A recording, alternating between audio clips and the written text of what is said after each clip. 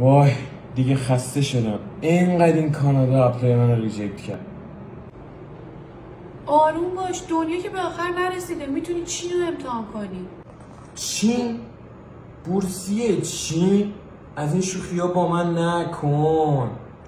شوخی چی؟ از طریق بورسیه چین هم میتونی مدرک معتبر دانشگاهش رو بگیری، هم تمام هزینه‌هات اونجا رایگانه، هم بازار کار فعال و خوبی داره. خیلی راحت میتونی شغل مناسب اون رشته‌ای که داری توش تحصیل میکنی رو پیدا کنی.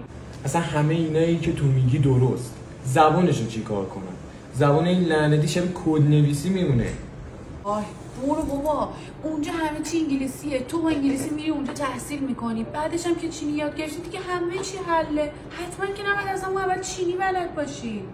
خب باشه، همه اینایی که گفتی بازم درست، پولشو چیکار کنم؟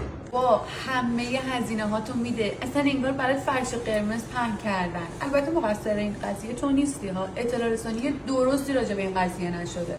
اگه تو هم دنبال بورسیه کامل چین هستی، کلمه بورسیه رو توی کامنت برام بنویس تا توضیحات کاملش رو برات بگم.